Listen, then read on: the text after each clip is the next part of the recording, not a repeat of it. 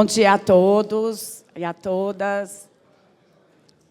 Vou, nesse momento, declarar oficialmente aberto esse painel de discussão sobre a reforma do Código Civil. Vou começar aqui agradecendo, parabenizando o IDP, na pessoa do ministro Gilmar Mendes, pela organização deste evento, a FGV, na pessoa do nosso ministro Luiz Felipe Salomão. Agradecer pela honra desse convite. Ministro Alexandre de Moraes, que acabou de chegar, seja muito bem-vindo. Ministro Humberto Martins, que aqui também está presente. Os meus colegas de mesa, doutor Celso, professor também Eric, professor Flávio Galdino, professor Nelson Rosenwald. Eu vou cumprimentar meu presidente da MB também, Frederico Mendes, que representa tão bem a magistratura. Todos os colegas da comissão que também estão aqui, a Laura Porto, o professor Marco Aurélio. Enfim, é motivo de muito orgulho para todos nós estarmos aqui expondo um tema de tanta relevância, que é justamente a atualização do nosso Código Civil. Como é de conhecimento de todos, desde o ano passado, nós iniciamos esse trabalho de atualização, com muita discussão. Foram diversas audiências públicas, onde nós tivemos a oportunidade de ouvir os maiores segmentos da sociedade civil. Estivemos em vários locais do nosso país, debatendo, ouvindo. Afinal de contas, o nosso Código Civil atual, entre a tramitação e a aprovação, ele já conta com mais de 50 anos. É uma norma que, no momento, diante dos avanços que nós temos vivido, precisa realmente ser atualizada. E é esse o trabalho que a comissão se debruçou durante todos esses meses, presidido pelo ministro Luiz Felipe Salomão, que conseguiu conduzir com muita maestria, com muita composição, todas as nossas necessidades. Temas relevantes relacionados ao direito de família, ao direito da personalidade, ao direito de empresa, contratos, responsabilidade civil, a qual tive a honra de compor a subcomissão, junto com o professor Nelson Rosenwald e a ministra Isabel Galotti. Nós trabalhamos muito e apresentamos esse anteprojeto no mês de abril agora, e esperamos que continuemos avançando em relação a um tema tão importante, porque, afinal de contas, nada é imutável, tudo está sempre mudando. E quem imaginaria que, com tanta tecnologia, com tantos avanços que a gente tem vivido, nós teríamos a sociedade que nós estamos aqui, nesse momento, vivenciando.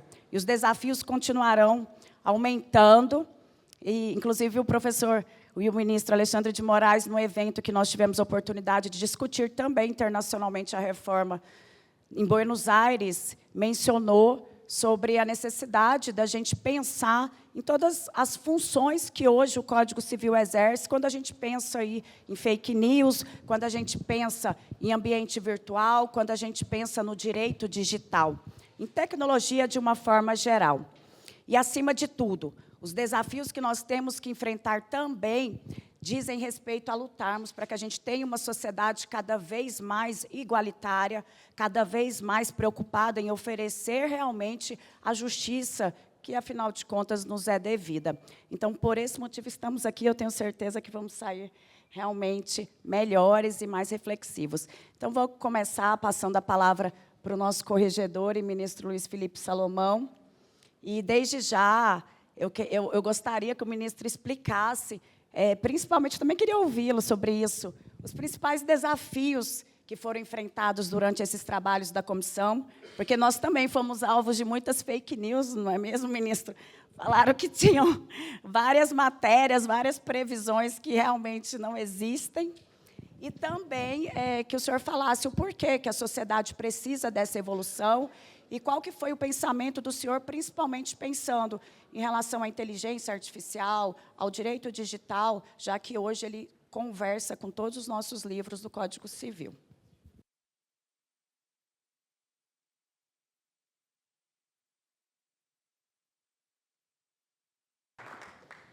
Bom dia. Obrigado por terem vindo aqui. As fake news que a comissão foi vítima, Patrícia, Eu até pedi ao ministro Alexandre que apurasse lá no inquérito dele. E aí, quando a gente falava que ia apurar lá no inquérito do ministro Alexandre, as fake news acabavam. Em primeiro lugar, eu quero cumprimentar o ministro Alexandre de Moraes, dizer da nossa alegria de tê-lo aqui. É uma satisfação enorme. Se nós estamos aqui hoje, é porque ele, com o sacrifício próprio da família dele, num momento histórico que o Brasil viveu e eu acompanhei de perto, ele foi firme na condução do processo eleitoral. Então, eu queria também aqui, ficamos com inveja da turma lá de cima e queremos pedir uma salva de palmas para o ministro Alexandre.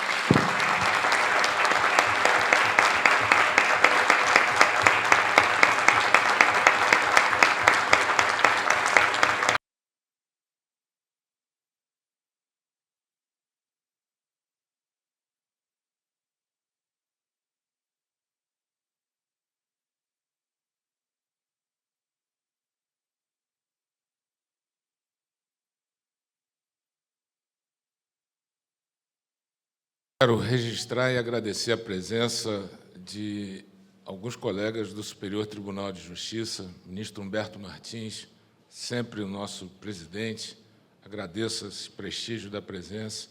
Ministro Mauro Campbell, que chegou agora, também agradeço o prestígio da presença, futuro corregedor e grande amigo do Superior Tribunal de Justiça.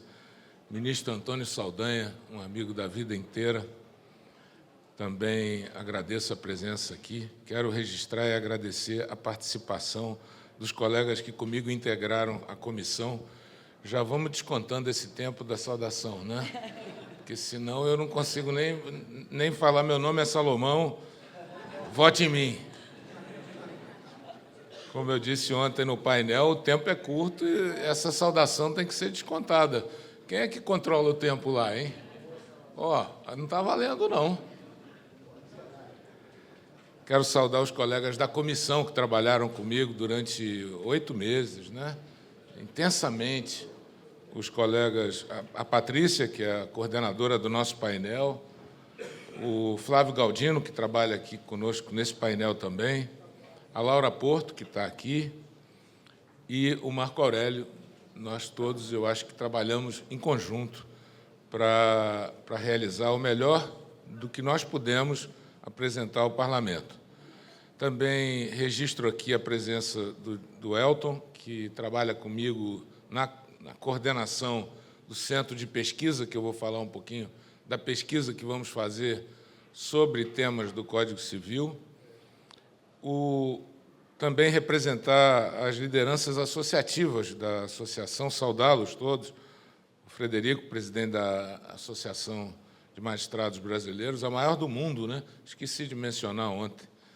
A Eunice, presidente da AMAERJ, em nome dela eu cumprimento todos os meus colegas magistrados, o Tiago, da Associação Paulista de Magistrados, e o meu sempre Tribunal do Rio de Janeiro, na pessoa do vice-presidente, o desembargador Maldonado, amigo também de longa data. Receba você e os colegas do Rio os meus cumprimentos. Bem, é isso. Eu acho que nós estamos com o tempo apertado. Eu vou tentar ser bem objetivo. Quero contextualizar. Eu fiz uma apresentação. Também registro aqui o presidente do CONCEPRE, o desembargador França, presidente do Tribunal de Justiça de Goiás e do Conselho dos Tribunais de Justiça do Brasil. Nós tivemos intensas mudanças, né? É um truísmo afirmar que nos últimos 10, 20 anos, todo o ambiente, toda a sociedade mundial teve uma transformação extraordinária nos costumes, nas formas de contratar, de se relacionar, no ambiente social, no ambiente econômico. Isso é desnecessário dizer o quanto nós alteramos, não só pelo impacto das tecnologias, mas também pela transformação que vivenciamos nos costumes, né? Apenas alguns números, como eu estou passando muito rápido, para que nós contextualizemos, né? nós temos aí, da população mundial, 8 bilhões de pessoas, praticamente 60% vivendo no ambiente urbano. Desses 8 bilhões de pessoas, 5,6 têm acesso à internet por um telefone. E desses 5,6, 5,3 da população mundial acessam a internet de maneira individual. Então, 5,6 têm acesso por telefone, tem um telefone, quase 70% da população do mundo, 66% usa a internet, e desses 5 bilhões estão inseridos em redes sociais. Estamos falando de 62% da população mundial. Aqui é uma tabela bem interessante, porque a gente pode perceber quando que o mundo começou a usar a internet, né? Lá, o primeiro website foi em 1992, 91 para 92, e de lá para cá, olha, o crescimento é extraordinário. Em 2024, 5 bilhões de pessoas utilizando a internet. Esse é o tempo médio que as pessoas usam na internet por dia. A média está ali, ó, é em torno de 6 horas, 6 horas e 40 minutos. Lá no topo está a África do Sul e o Brasil, que são os que mais utilizam durante o dia a internet, por cerca de 9 horas. E o que menos utiliza, curiosamente, são os países mais avançados. O Japão é o que menos utiliza, Dinamarca, Coreia do Sul. É interessante essa contextualização. Aqui os sites mais visitados, né? O Google é o site mais visitado, depois o YouTube, depois o Facebook e por aí afora, porque eles... Não, por aí afora não, espera aí. Foi só uma força de linguagem. Bom, agora, esse é o contexto que nós trabalhamos para apresentar o projeto. Esse atual Código Civil nosso é um código de ponta. Nós temos alguns princípios que estão inseridos nele, como eticidade, operabilidade, boa-fé objetiva. Na época em que foi concebido, ele foi acolhido pela comunidade internacional como um código de ponta. E efetivamente o é. Ele tem plasticidade, ele tem esses princípios, ele, a partir da sua vigência, resolveu uma série de problemas, mas, no fundo, ele já tem praticamente 50 anos da sua elaboração. A primeira comissão, por 3 homens, lideradas por um grande jurista, que foi Miguel Reale, elaborou esse projeto há quase 50 anos atrás. O parlamento tramitou com quase 20 anos, por quase 20 anos, e ele está em vigor há 20 anos. Então, é um tempo efetivamente longo. Nesse meio do caminho teve uma Constituição, ele foi alterado por 59 normas, tem 50 propostas para modificação. Então, efetivamente, é um momento de pensarmos na sua atualização, porque o mundo inteiro vem atualizando sua legislação civil. Como nós sabemos, é o Código do Cidadão, é o Código do dia a dia, né? Então, efetivamente, o nosso trabalho foi um trabalho intenso. Nós nos reunimos por quase 70 horas de trabalho só em audiências públicas, nos 4 cantos do país, realizamos inúmeros seminários no Brasil e no exterior, ouvimos os juristas argentinos, como mencionou a Patrícia, que modificaram o seu Código Civil há pouco tempo. Nós recebemos sugestões de toda a sociedade civil, faculdades de direito, órgãos públicos, associações de advogados, de juristas, da sociedade civil. Nós realizamos um trabalho que começou em 4 de setembro de 2023, com um grupo de juristas reconhecidos no Brasil e no mundo. Então, alguns ficaram de fora, efetivamente, né, e ficaram um pouco ressentidos com isso, que não cabia todo mundo, mas, efetivamente, o trabalho foi bem apresentado, né? Luciano Bandeira, que é o presidente da OAB, acompanhou esse trabalho também. Bem, quais foram os temas que nós tínhamos para enfrentar? É impossível mencionar todos aqui, né? Até porque alguns colegas da mesa vão abordar, fazer cortes. Eu preferi tratar mais da questão da tecnologia, mas alguns temas são realmente candentes, né? Incapacidade, portadores de necessidades especiais, na parte geral, nós discutimos esses aspectos. Formas de disposição do próprio corpo e doação de órgãos, direito autoral e imagens por inteligência artificial. Quem não se recorda aqui de um comercial recente com a filha de uma artista renomada, de uma cantora, que, num comercial, foi idealizada ali, foi transformada numa interpretação musical pela inteligência artificial, e aquilo gerou uma baita discussão, né, ministro Alexandre, sobre a utilização da imagem depois da morte da pessoa, se havia possibilidade dos parentes autorizarem, ou se havia necessidade de se deixar isso expresso antes. Então, a questão da própria doação de órgãos, da disposição do corpo, já há um debate intenso sobre eutanásia na Europa e em vários países do mundo, né? O direito ao esquecimento, posse e direito de lágio, né, Marco Aurélio, que nós tratamos lá, conceito de vizinhança, com essas novas economias, chamada de economia de compartilhamento, o conceito de vizinhança com aluguel de imóveis, ele sofreu uma transformação muito grande. Os tribunais hoje debatem se é possível, se a convenção pode vedar, se não pode, como é que isso funciona no aluguel por aplicativo.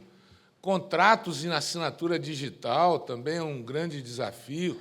Fundos de investimento e novas formas societárias. A comissão, como vai falar o Flávio Galdino, com certeza, desburocratizou uma série de procedimentos, procurou simplificar, estimular o empreendedorismo, que é uma das raízes do nosso capitalismo, tratou dos títulos de crédito, sobretudo aqueles de maneira digital. Hoje nós temos novos desafios, como criptomoeda, enfim,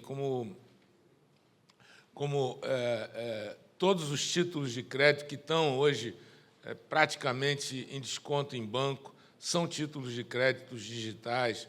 Novos horizontes da responsabilidade civil, internet das coisas e redes sociais, que o Nelson e a Patrícia trabalharam, e o Nelson, sobretudo, vai falar sobre essa ideia da prevenção, né, que nós trabalhamos em linha com o que está acontecendo no mundo todo.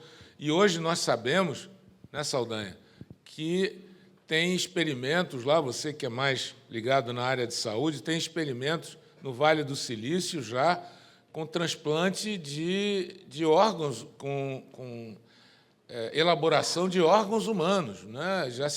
Já se faz em laboratório a experimentação de criar órgãos humanos independentemente de transplante, à exceção do cérebro, que aí tem os neurodireitos, que a gente vai falar um pouquinho deles, mas essa internet das coisas e o desenvolvimento das redes sociais trazem esse debate. Os novos arranjos familiares, que tanto o Supremo Tribunal Federal como o STJ, aliás, fomos pioneiros nessa parte, o STJ, reconhecendo, não é, Humberto, a possibilidade de casamento entre duas pessoas, e não só entre um homem e uma mulher. A adoção por casais homoafetivos, embriões e barriga de aluguel, toda a parte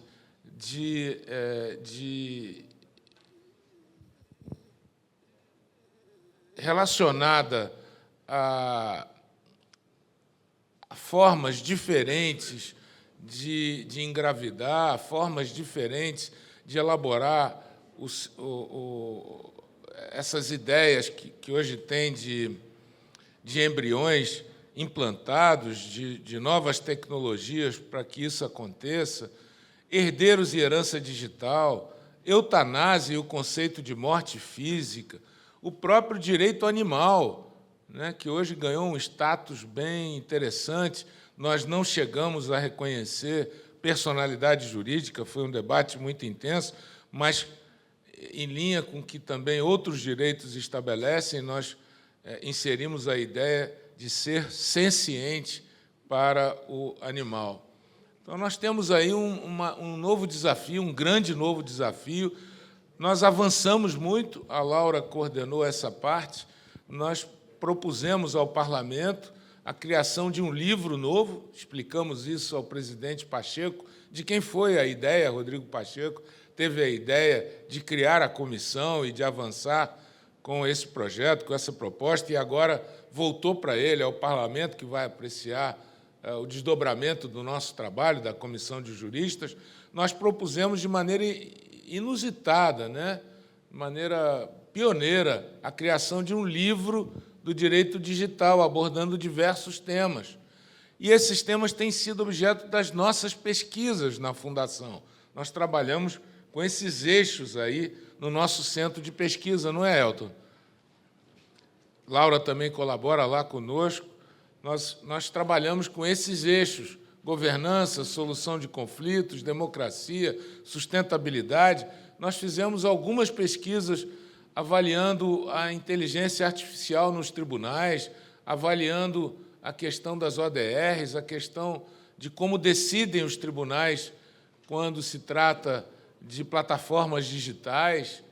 E aqui a proposta que nós temos para realizar uma pesquisa, que já está em andamento, sobre reforma do Código Civil, fazendo um estudo comparado entre o Brasil e a Europa nesse capítulo do direito digital.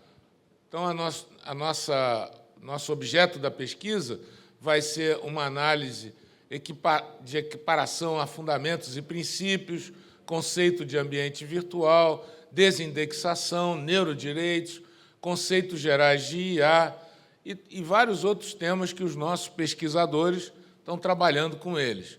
Por exemplo, neurodireitos. Como eu disse aqui, já que existe hoje, já se avalia que daqui a 10, 20 anos se possa fazer a elaboração em laboratório, se possa criar órgãos humanos, à exceção do cérebro, né? Ele deve ser protegido pelo direito por uma série de fatores, principalmente porque ele também é o detentor de dados do ser humano, né? É ele que armazena, essencialmente, dados, né? Por isso que ele não pode ser substituído, por isso que ele é impossível de ser transferido, transplantado, por isso que ele precisa de proteção. E, assim, algumas legislações do mundo já estão inserindo essa proteção. Nós propusemos isso no nosso projeto, conceituando neurodireitos e estabelecendo suas proteções. Também a herança digital, muito além de fotos nas redes sociais, herança digital representa criptomoeda, representa senhas. Hoje, todo o conceito de banco, né, está ali armazenado na ideia, no compartilhamento das nuvens.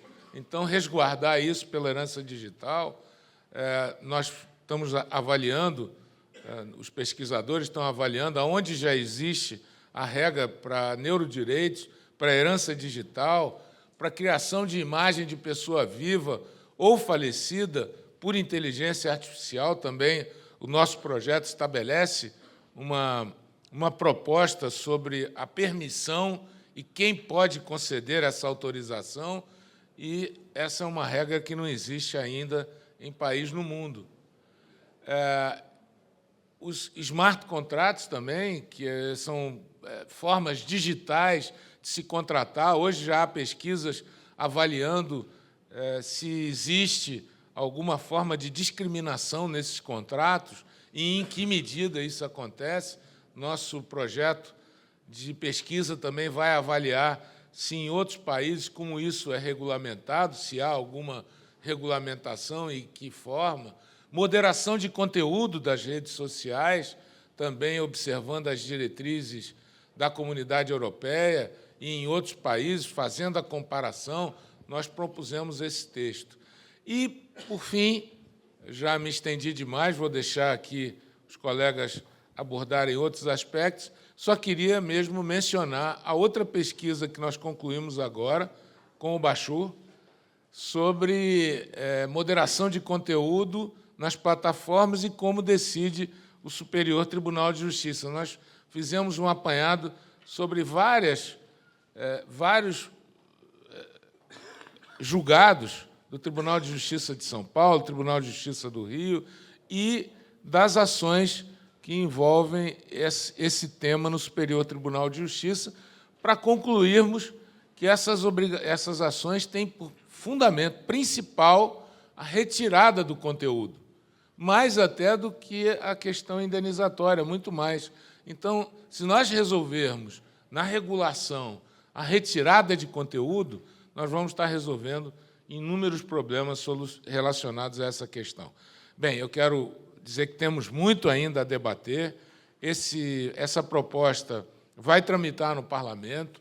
Seguramente vamos realizar inúmeros debates em vários outros setores, com vários segmentos, e esse é apenas uma das oportunidades que nós temos para uma plateia muito privilegiada, muito qualificada, podermos transmitir um pouquinho das nossas ideias, ouvirmos as ponderações.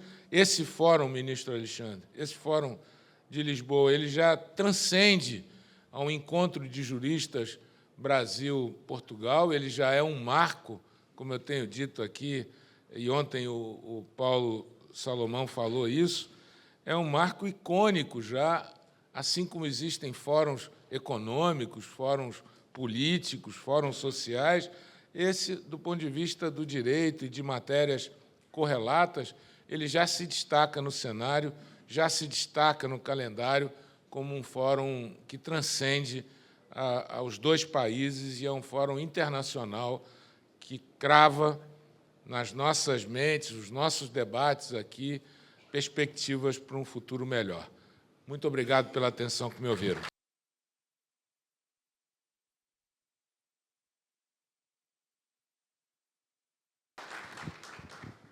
Obrigada, ministro Salomão. Parabéns pelas explanações.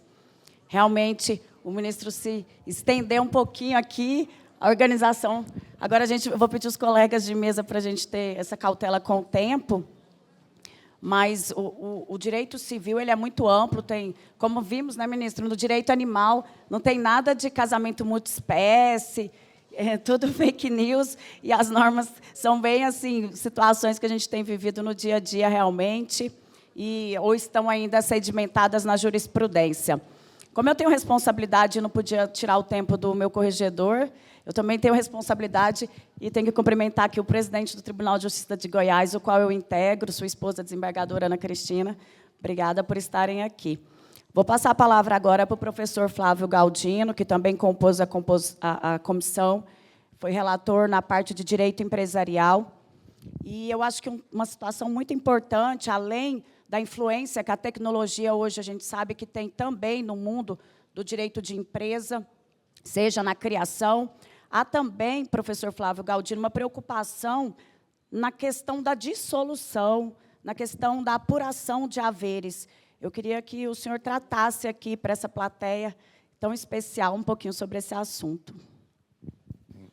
Muito obrigado, doutora Patrícia, pessoa do ministro Salomão, saúdo todos os presentes, ministro Humberto, ministro Saldanha, dois integrantes aqui da melhor sessão do Superior Tribunal de Justiça. Então, dois integrantes da melhor sessão. Infelizmente, o nosso corregedor-geral da Justiça teve que deixar a sessão, mas esteve presente. Eu tomo a liberdade, ministro, doutora Patrícia, saudar aqui, tem chefe presente, então, é o eminente diretor da Faculdade de Direito da UERJ, professor Carlos Edson, que honra com a sua presença, e o sempre presidente da Ordem dos Advogados do Brasil, doutor Luciano Bandeira, também meu chefe no Conselho há muitos anos. O tema do direito da empresa foi objeto de trabalho de uma comissão, uma subcomissão, composta pelo ministro Salomão, presidida pela professora Paula Forgione, da Universidade de São Paulo, colega do Heitor, o desembargador Moacir Lobato, Tribunal de Justiça de Minas Gerais, o Marcos Vinícius Furtado Coelho, presidente do Conselho Federal da Ordem dos Advogados, o Dr. Daniel Carno, à época magistrado, especializado em matéria empresarial, hoje eminente advogado também. E assim como a comissão realizou diversas audiências, o ministro da subcomissão realizou diversos conclaves também com professores, nós nos reunimos literalmente com mais de uma centena de pessoas, entre desembargadores de câmaras especializadas, entre juízes de primeiro grau especializados, uma série de professores das principais escolas do país, e acredito ser legítimo dizer que o trabalho, né, o resultado do trabalho, que em sua grande maioria foi acolhido pela comissão, felizmente aqui, o desembargador Marco Aurélio, o professor Laura, por votar a favor, né? Acho que o Nelson votou contra algumas coisas, mas eu perdoo. A lógica foi, como o ministro colocou, de incorporar a jurisprudência do Superior Tribunal de Justiça, que nos últimos 20 anos produziu um trabalho relevante em matéria de direito da empresa, e voltar os olhos para os institutos do direito da empresa, especificamente do livro Direito da Empresa, com a tentativa de focar em segurança jurídica, né, atribuir o maior grau de segurança jurídica para as atividades empresariais no país, estimulando, deste modo, o empreendedorismo. O Sidney, muito gentil, ministro, me concedeu diversamente aí dos outros 50 minutos, eu procurarei ser breve e vou usar apenas 40. A legislação brasileira não foi formulada numa época em que houvesse tecnologia disponível. Isso vale para todas as áreas, né, para o direito de modo geral, mas no direito empresarial isso é muito sensível, porque as formas de constituição e as formas de manutenção da vida da sociedade, das sociedades empresariais, elas estão ainda no direito brasileiro, especialmente as do Código Civil, atreladas a um modelo muito antigo.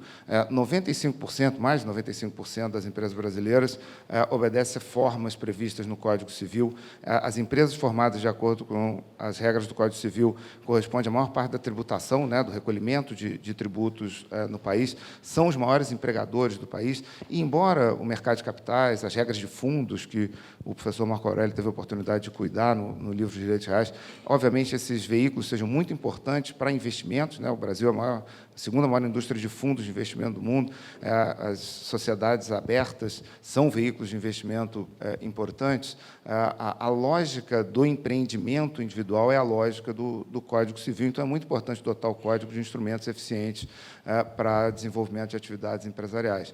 O objetivo da comissão, e, enfim, tínhamos o privilégio de contar com a professora Paula comandando essa operação, e depois a presidência do ministro Salomão e do ministro, vice-presidente do ministro Belize, com o professor Flávio Tartucci e a professora Rosa, a quem nós rendemos aí as nossas sinceras homenagens, foram muito permeáveis às informações da área de direito da empresa. O objetivo foi simplificar a vida empresarial desde a Constituição até o final, de novo, com foco em segurança jurídica e observância de autonomia privada e força obrigatória dos contratos. Então, no momento de constituição da empresa, diversas decisões devem ser tomadas no sentido de otimizar a vida subsequente da empresa. Então, no momento de constituição da empresa, adotado o anteprojeto, evidentemente, acolhido, se for pelo Parlamento e promulgado, afinal, a lógica será de que, no momento da constituição da empresa, não se registrará uma nova empresa sem a observância de determinados parâmetros que tendem a facilitar. Então, a lógica é de comunicações eletrônicas. Então, no momento de constituição, é imperativo que as pessoas indiquem os meios de comunicação eletrônica, e um dispositivo estabelece que as comunicações efetuadas através daquele modo, não apenas as comunicações interna corpore, as comunicações da sociedade, mas, de um modo geral, as comunicações processuais também, têm presunção de validade e eficácia quando realizadas através daqueles endereços. As conversas com os tribunais demonstraram que os atos de comunicação são, via de regra, problemas na vida societária. Da mesma forma, as publicações relativas à vida societária no Brasil ainda atendem um modelo muito estranho. Dizia outro dia no Tribunal de Justiça do Rio de Janeiro, vários colegas aqui do Tribunal de Justiça, que foi aluno, tive o privilégio de ser aluno do professor Barbosa Moreira, e ele dizia que publicar um edital no Diário Oficial é a melhor forma de manter uma informação inédita, porque ninguém lê o Diário Oficial. Então, o objetivo do anteprojeto é simplificar a publicação, estabelecendo a publicação eletrônica como regra, e através de sítios eletrônicos pré-determinados pela empresa. Então, não vai mais haver dúvida quanto aos atos de comunicação, quanto às comunicações, publicações da sociedade. No ato de registro, a empresa já informa se opta por arbitragem ou não opta por arbitragem como método de solução de controvérsia, e, principalmente, ponto a que eu volto adiante para responder à provocação da doutora Patrícia, no momento inicial, a empresa também já indica qual será o critério, qual será o parâmetro para apuração de haveres em caso de dissolução. O anteprojeto estabelece a vigência única do princípio majoritário nas deliberações sociais. O Código Civil de 2002 ele estabeleceu originalmente uma série de quora diferente, né? Quórum para uma coisa, quórum para outra. Isso, no mais das vezes, não traz solução, só traz problema. Então, a lógica foi de realizar uma uniformização, apenas um quórum e apenas o quórum majoritário para qualquer deliberação. Deliberações preferencialmente virtuais. Eventualmente, é possível alguém requerer a realização de uma deliberação presencial, na medida em que a matéria seja, de algum modo, sensível, por exemplo, a exclusão de um sócio ou algo que o valha. Institucionalizamos as reuniões de papel. Quem milita nessa área sabe que a maior parte das deliberações elas não existem como reuniões de verdade, né? As pessoas não se reúnem, as pessoas circulam papéis para tomar as deliberações. Isso hoje é institucionalizado até no ambiente da insolvência, em que não existe affecto societátis, não existe um vínculo de confiança, ou seja, nós podemos realizar assembleias ou dispensar a realização de assembleias através de fórmulas documentais. Da mesma forma, no ambiente das empresas, é muito mais eficiente que as pessoas possam institucionalizar esse método, porque hoje nós vivemos um regime permanente de simulação, ainda que seja uma simulação inocente, né? Ou seja, as pessoas não estão exatamente fraudando alguma coisa, mas a reunião não existe, o papel circula, as pessoas assinam, e é melhor que isso seja, que a prática do mercado seja efetivamente institucionalizada.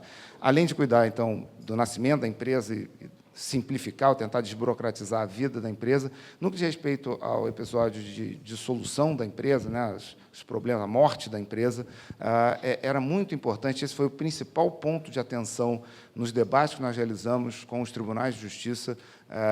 Diversos magistrados disseram que o principal problema que eles enfrentavam era a utilização de critérios de apuração de haveres. E a jurisprudência, o levantamento de jurisprudência indicava que havia muito dissenso, embora o Superior Tribunal de Justiça, inclusive o ministro Belize, que foi vice-presidente da comissão, foi relator de mais de um voto neste sentido.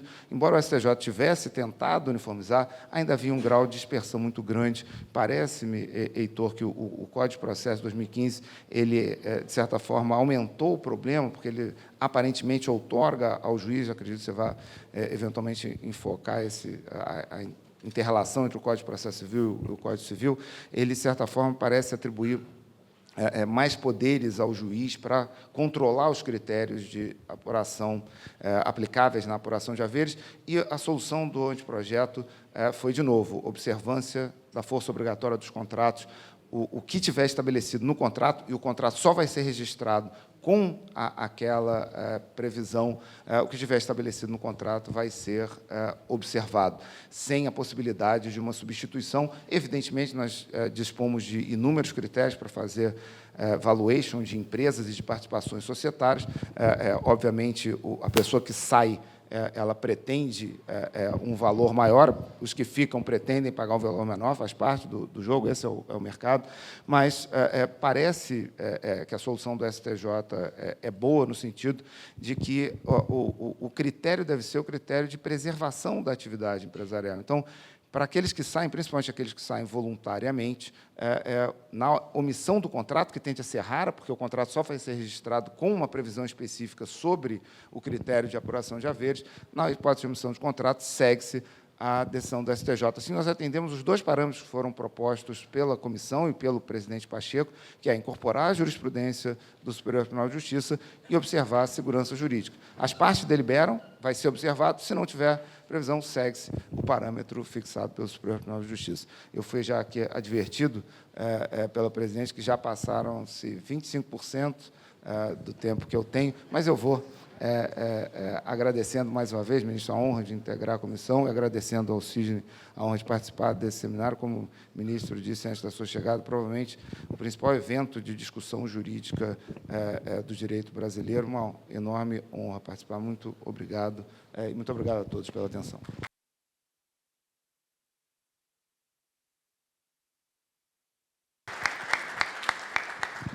Parabéns, doutor Flávio.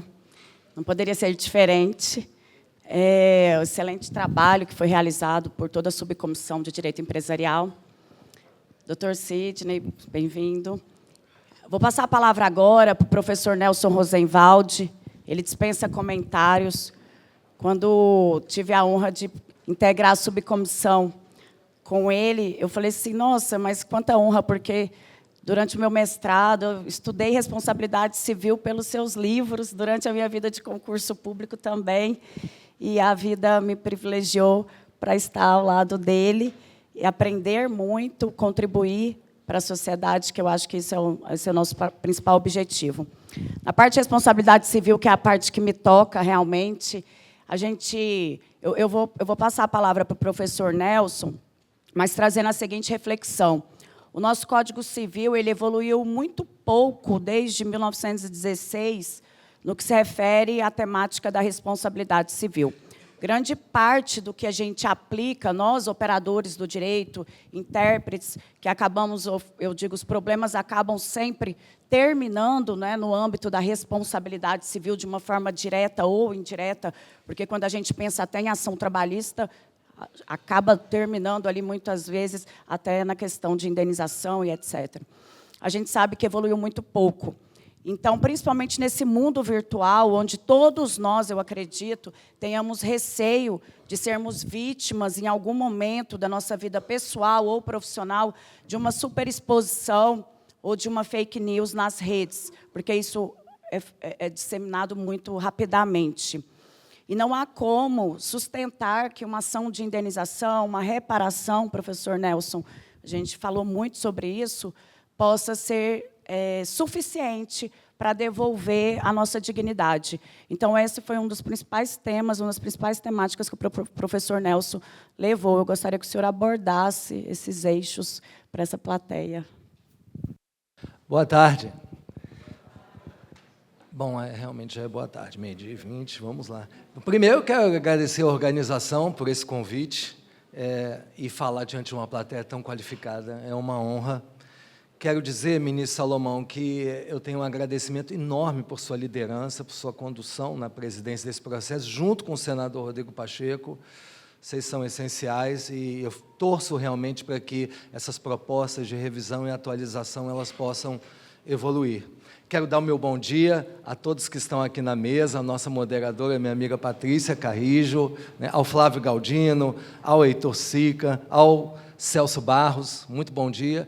E, novamente, já entrar no tema, querendo dizer o seguinte, de fato, eu sou um civilista, eu gosto de direito civil como um todo, assim como o amigo Carlos Edson e tantos que estão aqui, mas tenho um carinho muito especial pela responsabilidade civil também. E tive a felicidade de integrar essa comissão como relator, junto com Patrícia Carrijo e a ministra Isabel Galotti. E talvez o mote, para que vocês entendam o meu recado, seja uma frase do Stefano Rodotà, o maior jurista italiano dos últimos 50 anos. Ele disse que a responsabilidade civil é a campainha de um alarme, foi um dos últimos escritos dele. O que ele quis dizer com isso? Ele quis dizer que todas as patologias que existem em um sistema jurídico, tudo que há de disfuncional vai para a responsabilidade civil. O problema é que, como bem o ministro Salomão disse, apesar desse ser um excelente Código Civil, ele é um projeto da década de 70. E há 50 anos atrás, quem discutia o que havia de errado no Código Civil era Caio versus Tício. Ou seja, a lógica do Código Civil, o HD do Código, eram problemas relacionados à violação de propriedade e inadimplemento contratual. Só que a responsabilidade civil cresceu enormemente, porque hoje a responsabilidade civil ela não recebe apenas questões patrimoniais, ela é o repositório de todas as desgraças relacionadas à violação de direitos fundamentais, direitos da personalidade e tecnologias digitais emergentes. Ou seja, a gente discute vazamento de dados, danos algorítmicos, nós estamos no campo da responsabilidade civil preferencialmente.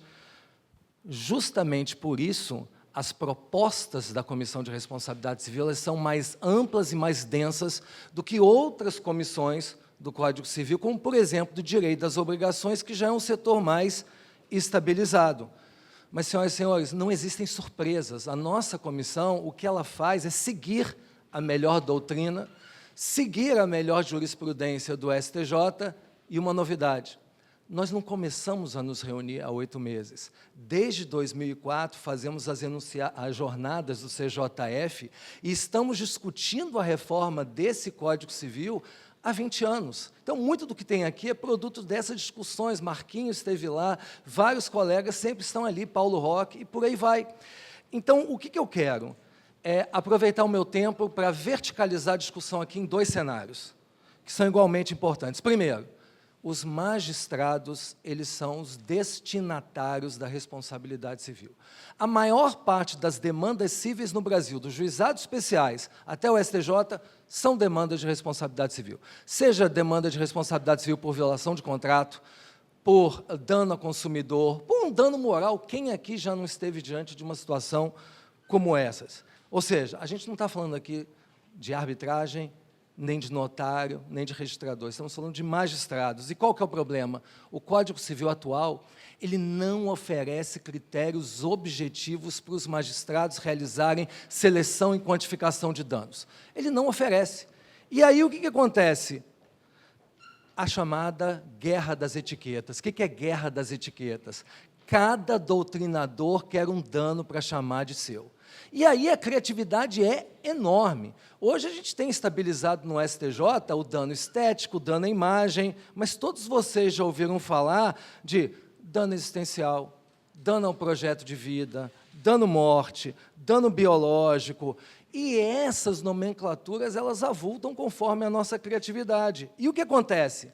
A míngua de respostas no Código Civil, o que os juízes eles fazem? Eles criam as suas próprias rúbricas, eles criam as suas classificações e suas tarifações de gabinete.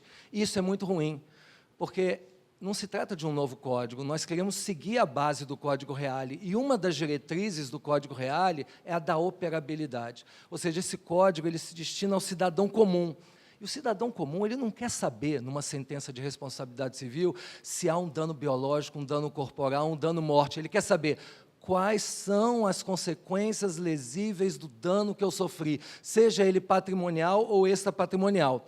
Então, o que a comissão, né, Patrícia, nós seguimos? A ideia de criar um guarda-chuva chamado dano extrapatrimonial. Pronto, essa é a nomenclatura. E, a partir do dano extrapatrimonial, nós evoluímos o critério bifásico, criado pelo saudoso ministro Sanseverino, aperfeiçoando, ou seja, em 2 fases. Primeiro, aquela noção geral de qual é o bem jurídico atingido, e depois entramos mais a fundo nas vicissitudes de cada vítima. Isso é muito importante.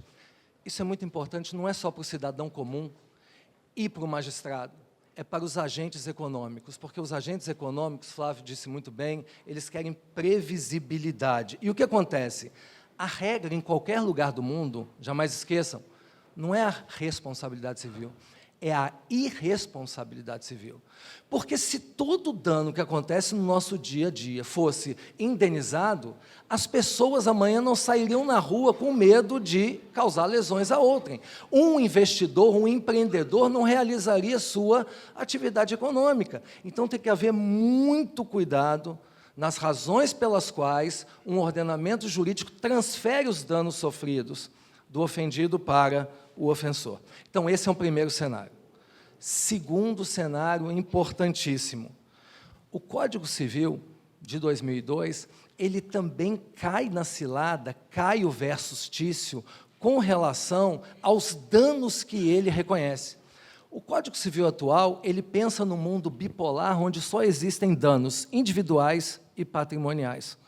Só que vocês sabem muito bem que os danos de hoje que interessam não são danos patrimoniais, eles são danos extrapatrimoniais.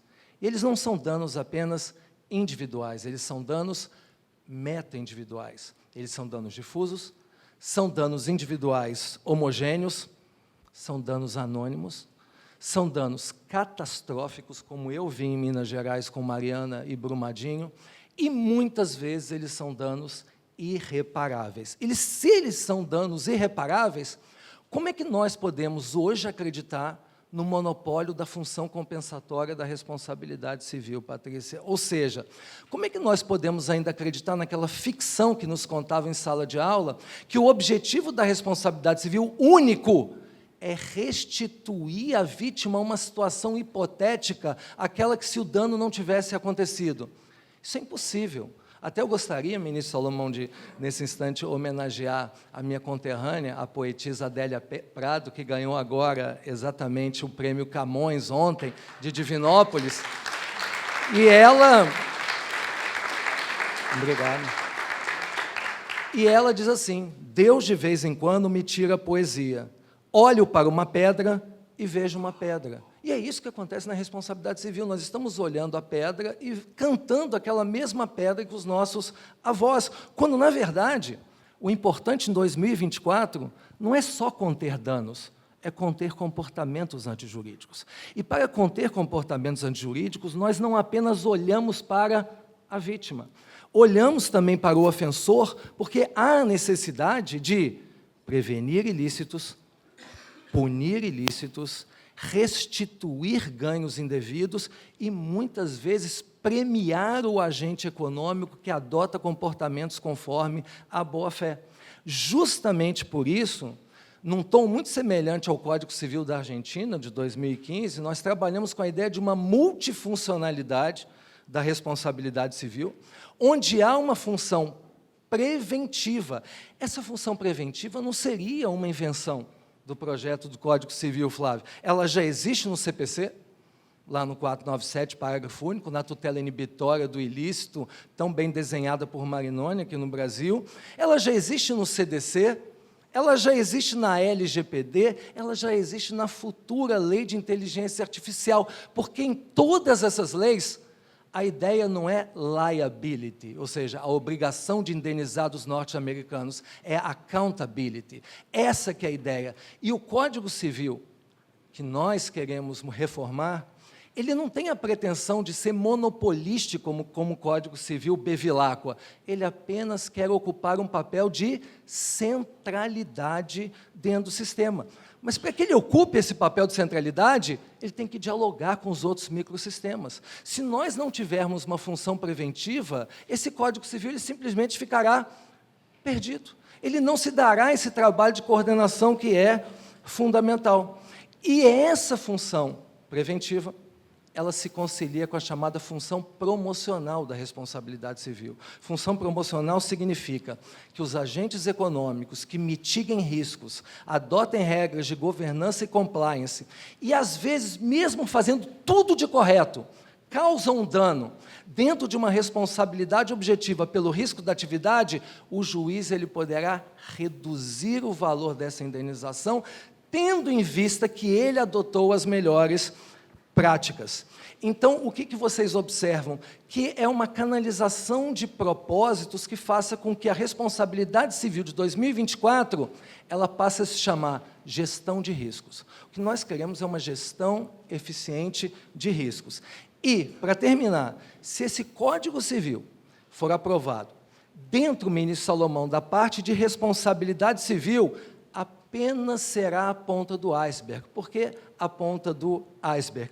Porque nós precisamos, além da reforma do Código Civil, de políticas públicas em matéria de responsabilidade civil, vide o que aconteceu no Rio Grande do Sul, mas não apenas políticas públicas do Executivo e do Legislativo, não, do Judiciário também através do processo estrutural, exatamente parametrizando caminhos para danos permanentes e danos de longa atuação.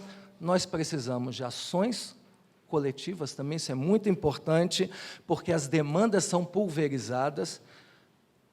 Muito importante, nós precisamos também de sanções administrativas, como já há essa previsão na ANPD, porque com sanções administrativas e com conformidade, Patrícia, muito daqueles prováveis danos, eles não se consumam e não chegam ao judiciário. E, para terminar, para aqueles que gostam de inteligência artificial, para o futuro que já se faz presente, nós também temos que pensar no Brasil em fundos compensatórios e seguros obrigatórios, porque a maior parte dos danos que atingirão os nossos filhos não serão aqueles do Mark Zuckerberg nem do Bill Gates, serão de empreendedores de fundo de quintal, muitas vezes insolventes, muitas vezes anônimos, e que nós não teremos acesso a uma indenização. Daí a importância de fundos obrigatórios, de fundos compensatórios e seguros obrigatórios. Era esse o recado, respeitando o tempo. Muito obrigado pela oportunidade.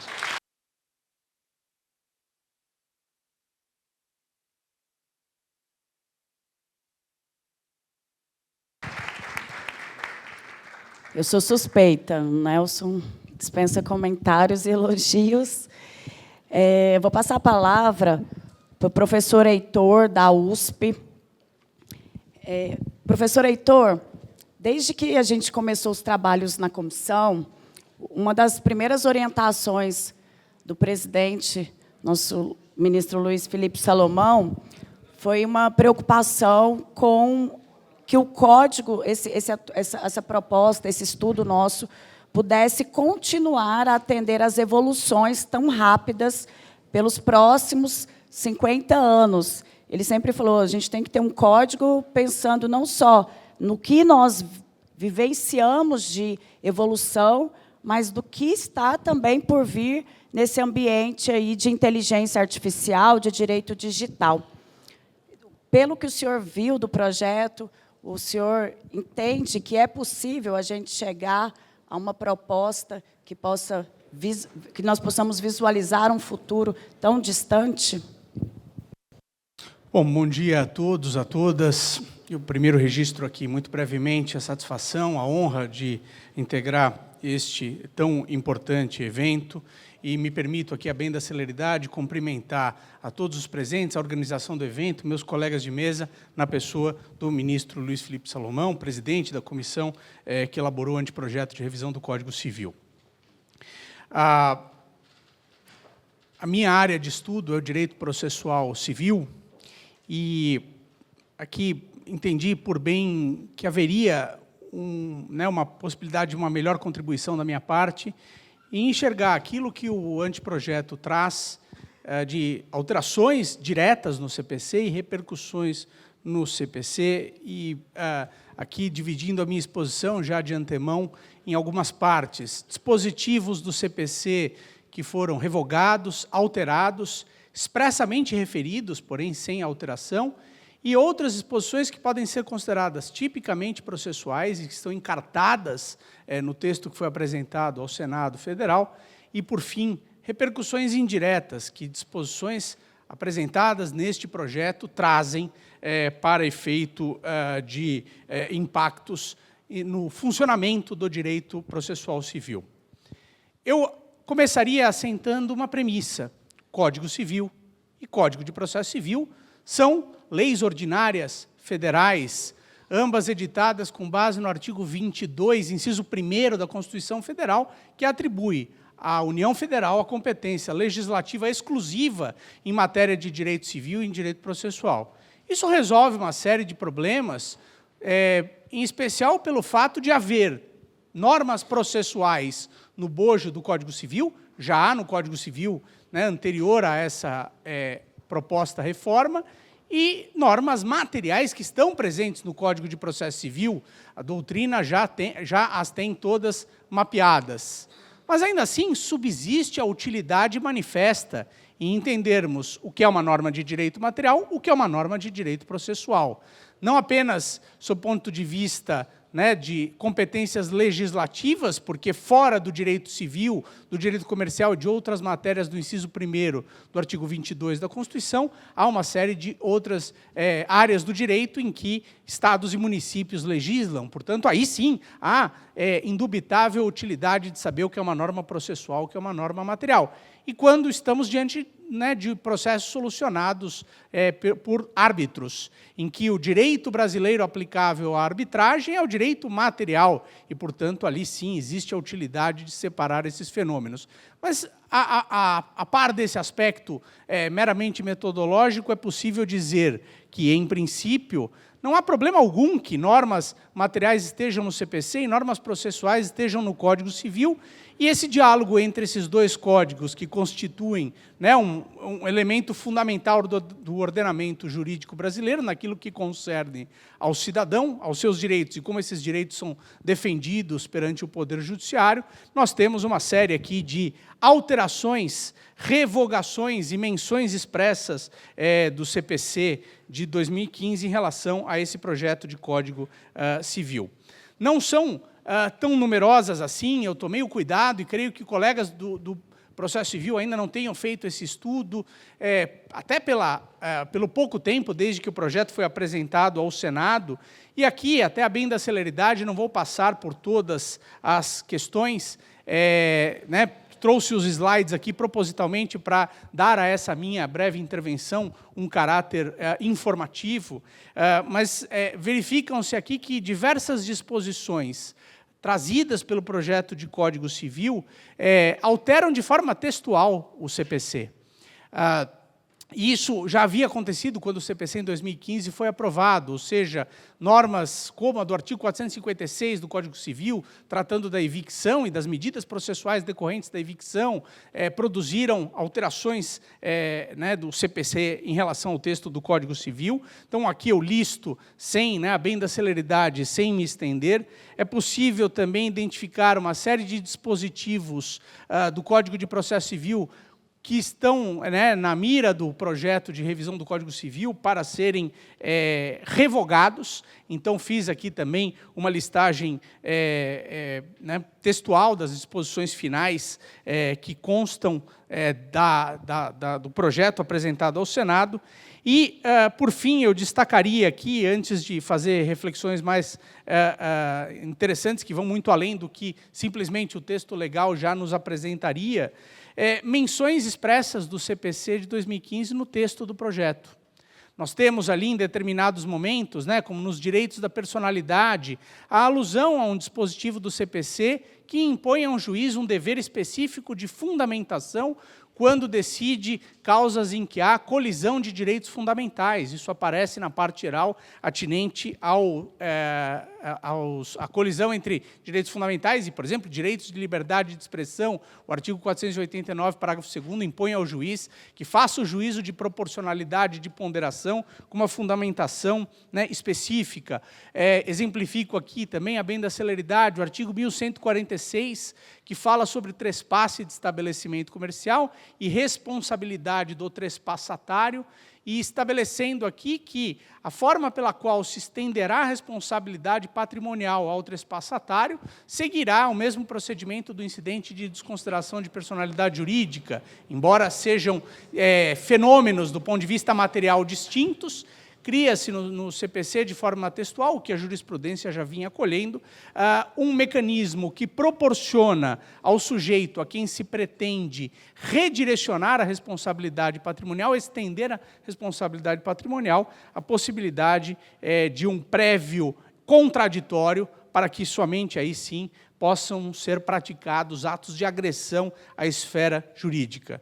Por fim, fiz uma listagem aqui que me parece exemplificativa, até pelas dificuldades de identificar com absoluta clareza o que são, em muitos casos, normas tipicamente processuais e normas tipicamente materiais. Nós temos aqui normas que eu reputo indubitavelmente processuais. Uma norma que dispõe de uma impenhorabilidade para a preservação do mínimo existencial, que vai além da Lei do Bem de Família, 8.009 de 90, que vai além das proteções já instituídas pelo artigo 833 do CPC, aqui me parece uma norma tipicamente processual, pois a penhora se realiza perante o Poder Judiciário, necessariamente. Há aqui até um procedimento, o professor Galdino fez essa observação aqui, né, um diálogo muito intenso entre o procedimento especial instituído no CPC, da dissolução de sociedade, com várias regras a respeito da apuração de haveres, também, indubitavelmente, disposições de caráter material, embutidas no Código de Processo Civil, e que são aqui alteradas naquilo que é objeto, como o professor Galdino mencionou, né, tipicamente material, mas um passo além, se instituindo até um procedimento especial no bojo do Código Civil. E eu destacaria ainda uma tendência importante que aparece difusa em várias dessas alterações e que não é uma tendência nova, porque ela simplesmente aprofunda algo que já vem se desenvolvendo há bastante tempo, que é a redução gradativa da jurisdição voluntária. São 20 anos de reformas legislativas que vão tirando do Poder Judiciário determinados procedimentos, né, que Calamandrei chamaria de ações constitutivas necessárias, que, mesmo que houvesse consenso entre as partes, obrigava-se a que as partes recorressem ao Poder Judiciário, e gradativamente essas funções têm sido excluídas do Poder Judiciário e confiadas a notários e registradores. Nós temos, 2004, na Lei de Registros Públicos, no que toca a imóveis, 2007, arrolamentos e separações e divórcios extrajudiciais, mas com limitações menores. Não, se houvesse menores ou houvesse testamento, não seria possível fazer pela forma extrajudicial. O CPC preservou essa regra, o projeto a abandona.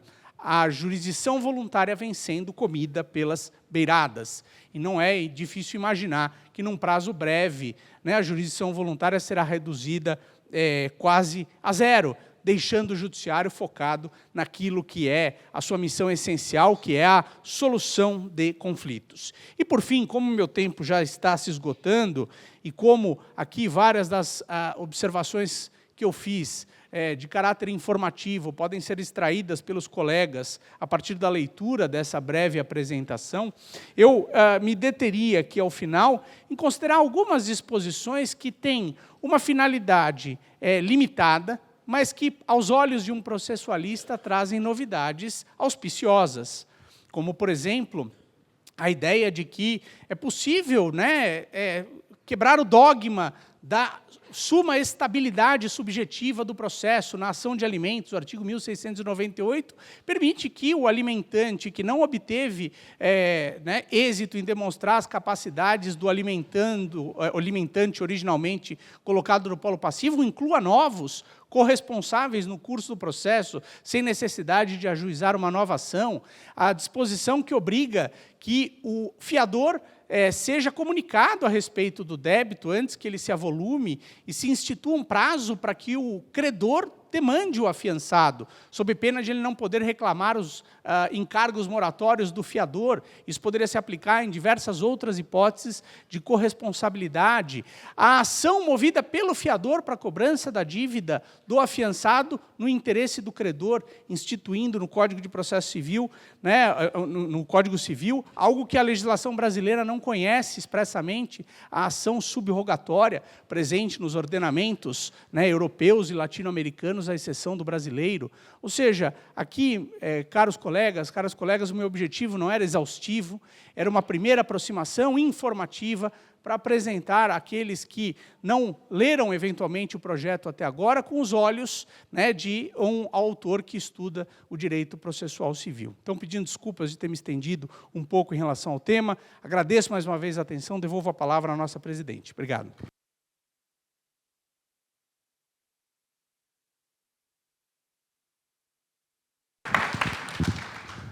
Parabéns, doutor Heitor Sica, além de um grande professor da USP também, conhecido e renomado advogado, o senhor contribuiu muito, é um prazer tê-lo aqui conosco.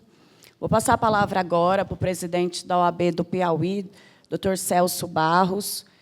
Doutor Celso, participei de alguns eventos pós-apresentação do projeto e tenho escutado de muitos advogados uma ideia de que, com o projeto que foi apresentado, a gente pode ter uma mudança do foco da advocacia no sentido de ser menos resolutiva e mais preventiva. O senhor concorda com essa possibilidade na atuação da advocacia? Bem, boa tarde. Boa tarde a todos e a todas. É uma satisfação estar aqui no 12º Fórum de Lisboa. Cumprimento aqui o nosso ministro Luiz Felipe Salomão, doutora Patrícia Carrijo, doutor Heitor Sica, doutor Flávio Galdino, doutor Nelson Rosenwald. Aqui também vejo o querido amigo Daniel Bucar, procurador do Rio de Janeiro, aqui presente. Doutora Ana Luísa, minha conterrânea do Piauí, aqui.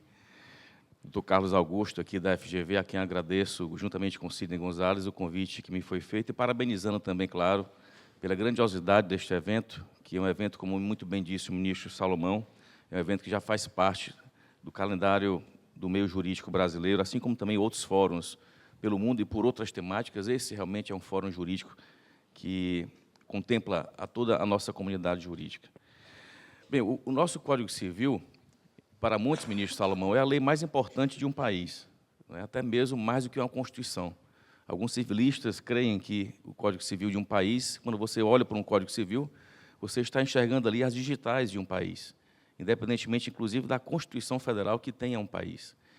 E aqui a gente lembra de um grande jurista, Santiago Dantas, que ele dizia justamente isso: as constituições são feitas ao sabor de um governo, ao sabor de um ditador, ou ao sabor do povo. Basta ver que no Brasil, por exemplo, nós tivemos, da independência para cá, 7 constituições. Nessa última Constituição atual, de 1988, nós já tivemos 140 emendas à Constituição. E Código Civil nós tivemos apenas 2, o de 16 e o de 2002. E, ministro Salomão, o de 2002, assim, com saudosismo que eu tenho, esse código começou na década de 70, 80, 90, e meu avô era professor de Direito Civil da Universidade Federal do Piauí e da UNB, e foi um dos relatores do código na parte de sucessões. E ele sempre dizia isso, que o Código Civil é uma lei que deve ser sempre feita naturalmente, sem aquelas transformações abruptas, sem aquelas transformações ao sabor do momento político de um país. E aí, esse Código Civil não seria passível de determinadas mudanças, seriam feitas mudanças em calmaria, mudanças aluvionais, mudanças que fizessem com que as pessoas vissem naquela lei o seu dia a dia, o seu cotidiano. O cidadão, quer queira, quer não, no dia a dia, doutora Patrícia, ele está enraizado com as regras do Código Civil, por exemplo, com parentesco. Mas o cidadão, por exemplo, no Código Civil, ele percorrendo todos os caminhos do Código Civil, ele enxerga ali o seu cotidiano, o seu dia a dia. Em outras regras e outros âmbitos normativos, nós não percebemos isso. O Código Penal, se o sujeito sempre for um sujeito que não comete nenhum tipo de ilícito, nenhum tipo de contravenção ou crime, ele jamais será punido através do Código Penal. No Código Tributário, quer queira, quer não, se o sujeito não tiver nenhum tipo de renda, não tiver nenhum tipo de situação que possa, dali, ter alguma exação tributária, ele não vai também ali ter nenhum tipo de imputação tributária. Mas o Código Civil, ele tem isso. A natureza não dá saltos, como diria aquele velho provérbio. Natura não faz saltos, ou seja, devem ser feitos algo com uma transformação lenta. Claro que esse projeto do Código Civil ele sofreu algumas críticas com relação à sua pertinência. E aqui eu quero aplaudir o ministro Salomão, como também todos que fizeram parte da sua equipe junto aos juristas, aos professores, e dizer que, efetivamente, há necessidade de um novo Código Civil, porque o time atual é muito diferente do time de 30 anos atrás, de 20 anos atrás. O mundo mudou muito de 10 anos, de 20 anos. O ministro aqui acabou de nos mostrar um gráfico com o tempo de internet, um gráfico com relação à nossa demanda diária de busca de informações, e isso, se nós formos fazer um recorte de 10, 20, 30, 40 anos, quando começou o novo código, era algo inimaginável. Quando a gente insere num novo código uma proteção aos animais, não é que o animal vai dizer sim ou não, não é que uma cadela ou um cachorro vai dizer sim ou não, mas nós devemos admitir que, com as relações que existem hoje, os vínculos existentes entre as pessoas e os animais, a proteção que é dada universalmente, é lógico que é conveniente dar a um animal uma proteção, inclusive de indenização, por exemplo, a respeito de um tratamento que ele possa sofrer em função de um abarroamento, por exemplo, de um acidente de trânsito. A questão da herança digital, algo que seria inimaginável há bem pouco tempo, hoje nós temos a convicção de que a herança digital é algo premente, porque se o brasileiro passa 9 horas por dia na internet, olha o patrimônio que ele tem ali embutido com o passar dos seus anos. E isso era algo inimaginável há bem pouco tempo. A figura colocada no Código Civil anterior, de 2002, entre homem e mulher, mulher e homem, essa distinção que se fazia com relação, inclusive, à questão de gênero, ao não se admitir isso no Código atual, nós ali cravamos efetivamente, ministro, a igualdade de gênero. E quando nós não admitimos, porventura, hoje, e aqui vou trazer um ponto de reflexão, e é polêmico, na questão da poliafetividade, chamado poliamor, em que as pessoas podem ter 2, 3, 4 famílias. Isso hoje não é admitido pela grande maioria. Mas talvez daqui 10, 20, 30 anos, com um outro Código Civil, nós já tenhamos um aceite relacionado a isso, na questão da herança, na questão da autonomia da vontade humana, mas isso hoje, pelo menos no Brasil, é algo que ainda é muito conservador, relacionado ao limite entre as pessoas de terem uma família. Então, essas evoluções, elas nos mostram através dos recortes que fazemos do Código Civil. E para a advocacia, doutor Patrícia, isso nos dá muita segurança também de que, se nós temos uma nova roupagem de um código que está sendo gerido, forjado em uma ampla jurisprudência feita com o passar dos tempos. Antigamente, para quem é advogado, doutor Cansado aqui, de Goiás, presidente da OAB de Goiás, que está aqui, a nossa época de advocacia, 30 anos atrás, para você saber o que tinha decidido o STJ, era uma luta. Lá em Teresina, chegava mês a mês, chegava um informativo da revista dos tribunais, de 3 em 3 meses chegava um livro, era outro tempo.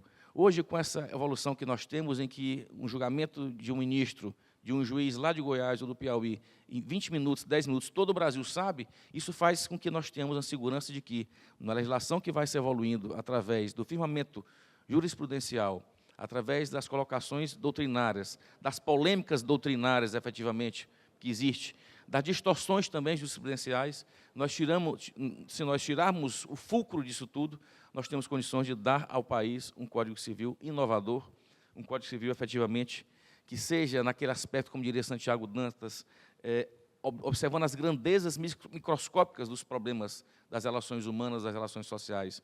O Código Civil serve para isso, para que os estudiosos, os civilistas, eles se apropiem, se aproximem dessas partículas, dessas cédulas, desses tecidos que são colocados no seio da sociedade. Ao civilista se exige isso, que ele perceba efetivamente o que está acontecendo na realidade, o que está acontecendo na sua comunidade. E o Código Civil deve sempre revelar isso. Eu creio que esse aprimoramento da legislação civil, através de vários aspectos que passaram por aqui, de responsabilidade civil, da questão contratual, da questão das obrigações, da questão do link que é feito com o Código de Processo Civil. Isso eu vejo, professor Heitor Sica, uma dificuldade que existe do legislador, de sempre quando se mexe aqui, tem que se retirar de outra legislação. Seria o caso de se fazer um contexto jurídico, um contexto do nosso ordenamento jurídico, para que não se concebesse tantas distorções, né, que as leis tivessem algum tipo de situação que pudessem conviver mutuamente, sem necessariamente haver uma revogação parcial de determinados artigos. Esse é o problema que nós temos num país que tem mais de 40 mil leis, que é o Brasil. Se nós formos admitir a legislação toda, são mais de 40 atos normativos do Legislativo, concebendo aí leis municipais, estaduais, leis federais. Isso faz com que haja essa dificuldade. Se cria uma lei nova, como o Código Civil, mas, ao mesmo tempo, nós teremos alguns choques de outras legislações. Então, seria o caso de fazer algo que seja um contexto muito maior, a fim de que, por exemplo, no Código de Processo Civil e outros códigos, como do consumidor, haja uma compatibilidade, uma harmonização, a fim de que não traga, efetivamente, mais problemas para o julgador e, claro, para a advocacia. São essas as nossas considerações e parabenizo aqui o evento novamente. Passo a palavra à doutora Patrícia.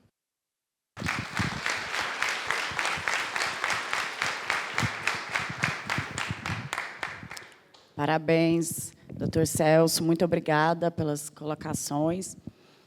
Vamos declarar, ministro, encerrada esse painel. Eu agradeço a todos, vou agradecer a doutora Thelma, minha colega de magistratura de Goiás, vou agradecer ao doutor Miguel Cansado, Goiás está bem prestigiado, de Goiás também, deputado estadual Cairo Salim, estava aqui também o deputado Eduardo Prado. Enfim, grande honra estar aqui em Lisboa. Todo mundo queria ver o corregedor, eu não sou boba de falar isso, mas eu acredito que foi uma grande honra, realmente, parabenizo toda a mesa. O tema do direito civil, a gente poderia fazer um fórum inteiro só para falar sobre direito civil com cada subcomissão.